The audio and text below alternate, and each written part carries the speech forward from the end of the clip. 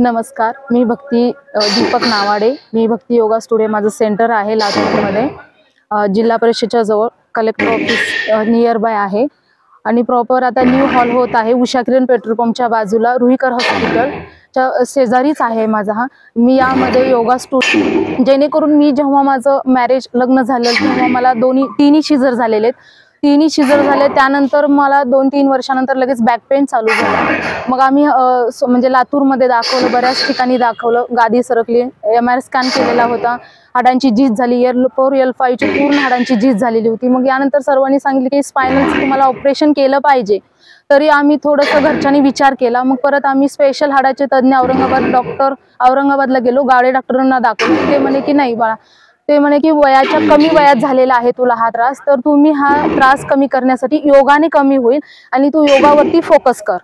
मग आम्ही त्यानंतर त्यांचा सल्ला ऐकला आणि आम्ही आमचं ऑपरेशन करायचं कॅन्सल केलं आणि 6 मंथ त्यांनी मला बेडवरती रेस्ट करायला सांगितलं, कुठलंही ओझं उचलायचं नाही, कुठलंही काम करायचं नाही, अशा त्यांनी सर्व काही रूल्स सांगितले। आम्ही ते रूल्स फॉलो केलं आणि कमीत कमी डेली मी 1 आवर सिंपल सुरुवातीला बेसिक योगा केला, त्यानंतर प्राणायामावरती जास्त फोकस केलं आणि माझा आजार पूर्णतः कमी झालेला आहे। आता मी कसलंही कमीत कमी, ते मला पूर्वी सांगितलं होतं की अर्धा तासाच्या वरती उभं राहायचं नाही, मी आता कमीत कमी 6 आवर्स तर मी कंटिन्यू वर्कआउट करू शकते, मी झुंबा पण घेऊ शकते, सर्व एक्सरसाइज करू शकते, हार्ड कुठल्याही योगाच्या स्टेप मी करू शकते। एवढा माझ्या स्वतःमध्ये बदल झालेला आहे।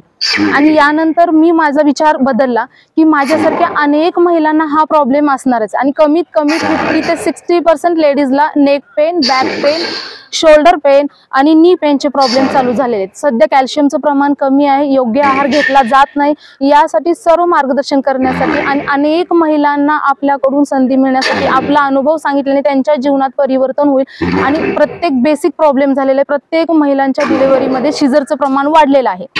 त्यासाठी ह्या शिजर पासून पण मुक्ती मिळवण्यासाठी आणि शरीर निरोगी राहण्यासाठी हा मी डिसिजन घेतला आणि मी कमीत कमी आता डेली माझ्याकडे जवळजवळ 80 ते 90 लेडीज येतात आणि यूट्यूबला आपलं चॅनल आहे, त्या चॅनलद्वारे पण आपल्याकडे ऑनलाईन मध्ये 20 ते 30 मेंबर्स डेली आपल्यासोबत योगा करतात। आणि आम्ही बऱ्याच महिलांना, कित्येक महिला माझ्याकडे चलता येत नाही त्या महिलांना मी दुरुस्त केलेलं आहे आणि महिनाभरात कमीत कमी मी 8 दिवसात त्यांना रिझल्ट देऊ शकते, याची मला फुल गॅरंटी। कसलाही आजार असू द्या, बॅक पेन असू द्या, नी पेन असू द्या, शोल्डर पेन असू द्या, कोसलाही, आणि डिप्रेशन मध्ये गेलेल्या स्टुडंटला देखील मी बाहेर काढू शकते। आणि बरेचसे स्टुडंट जे एक्झाम देणार आहेत ते सध्या माझ्याशी कनेक्टिव्हिटी आहे, त्यांच्याही बरेचसा प्रोग्रेस झालेला आहे, त्यांच्या अंगातला आळस कमी झालेला आहे आणि त्यांच्या स्टडीमध्ये प्रोग्रेस झालेला आहे। मेडिटेशन मी आठवड्यातून 2 टाइम घेते आणि प्राणायाम देखील डेली माझा वेगवेगळा असतो, तोच प्राणायाम नसतो। सूर्यनमस्कारामध्ये देखील बरेच सिक्वेन्स आहेत। बऱ्याच महिलांचं म्हणणं आहे की सूर्यनमस्कार केल्यानंतर किंवा योगा केल्यानंतर बॅक पेन होतं, जास्त आजार वाढतो, नाही,